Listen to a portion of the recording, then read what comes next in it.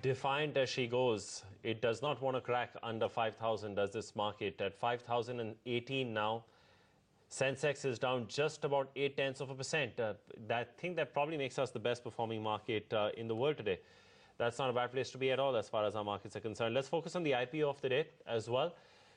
Mandhana Industries, it had a fairly respectable listing for itself. In fact, it's not done too much below its issue price like its predecessor yesterday, Tarapur Transformers, which had a bit of a rough ride for itself. Currently trading at about 134. It's hit its QIB break-even of about 137, if I'm not mistaken, in the early part of trade. Let's get some more perspective. Manish Mandhana, the Joint Managing Director, joins in on this leg of the show. Manish, morning. Thanks for joining in. Congrats on a good listing on an otherwise very weak market day. Can you start off by telling us what kind of projections you're working with in terms of sales and profits for FY11 and 12? Good morning, Rahul. FY11, we are looking at 750 crores of top line with a bottom line of about 65 crores. So we're looking at an EPS of 20. And FY12, we are looking at anywhere close to 1,000 crores of top line and about 90 crores of bottom line.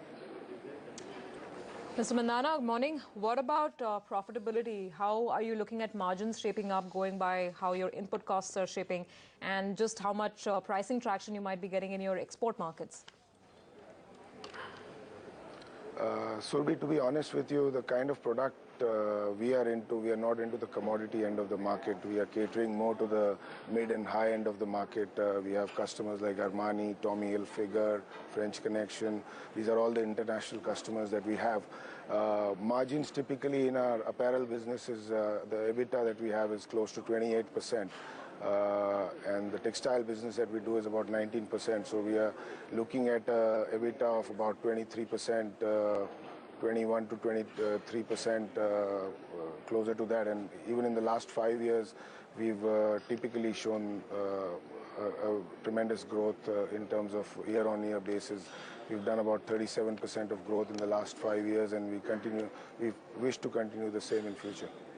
Since you brought it up, some of these very high-profile clients that you've got within your fold, what will the sort of outlook be from here on? What will the business look like? Will you start focusing more and more on some of these high-end international clients, or will you also continue to look at the domestic market? What can we expect as in the nature of the revenue book, let's say a year down the line?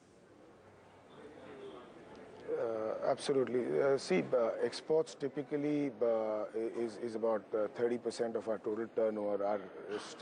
Our key focus is still into the domestic market, which is almost 70% of our top line. And we cannot ignore the fact that India is one of the largest consumer market. It's a very stable economy.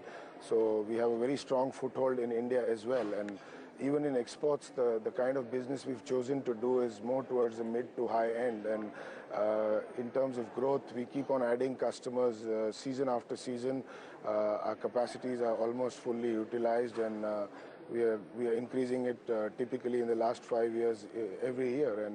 And you know, the books have been healthy for us in terms of our in terms of our company. And revenues, I've already given figures to Rahul earlier what we are looking at. Can you give us a sense of where you see exports as a percentage of revenues overall, Manish? Say maybe in a year or two down the line, once your capacities come on stream, the new garment manufacturing facility that you're setting up at Tarapur and the yarn dyeing and weaving facility as well. Once both of these come in and you have the excess capacities to work with, how much will exports contribute, and how would you then perhaps deal with this huge currency fluctuation that's happening with the US dollar and the euro vis-a-vis our own currency? Is that a bit of a concern as far as profitability and holding on to margins is concerned? We follow a very simple strategy in terms of our costing and pricing. We always, hedge ourselves with a simple forward contracts covering almost for 50 to 60% of our business at any given time, whereby we know that we are not going to take a hit. Apart from that, as I mentioned earlier, the kind of category of products we are doing, pricing is never an issue. We are not into the commodity end of the market. We are dealing with customers who are looking at value-added products. We are making products which are highly embellished, and you know, they have their own niche and own market. So our focus has always been there as a company right from the beginning, whether it's our textile business, whether it's our clothing business. So we've been through a lot of turbulent times. I mean, the global economy in the last 4-5 years, you've seen all kinds of highs and lows, but even in the bad times, compared to our peers, we continue to grow, not at the rate which we wanted to, but we still showed a healthy growth of 17% last year, besides all the global meltdowns and everything that was going on. So we wish to continue to the same strategy going forward. Our business is also commoditized, looking at the capacities that are coming in future.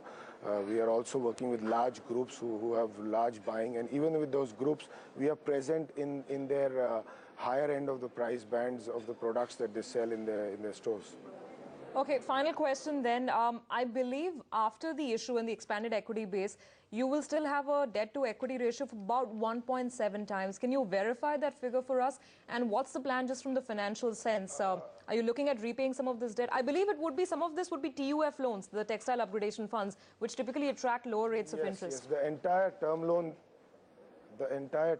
that we enjoy is under TUF, so you have a straightaway 5% interest subsidy on that. Apart from that, I'm sorry, I lost your question that you asked. The debt-to-equity ratio, Manish. Sorry? Debt-to-equity. Yeah. At this point, post-issue, our debt-to-equity ratio is 1:1, which is fantastic as per the industry standards, which is anywhere from 1 to 1:3 or 1:4. In fact, we are one of the lowest leverage companies in the industry in textile. Good speaking with you, Manish. Congratulations once again on a fairly strong listing. Like we said, on a fairly weak market, your stock's holding out. Good luck with your plans going forward. Not a bad place to be in a market that's down 1%. The stock's holding up 2.5%.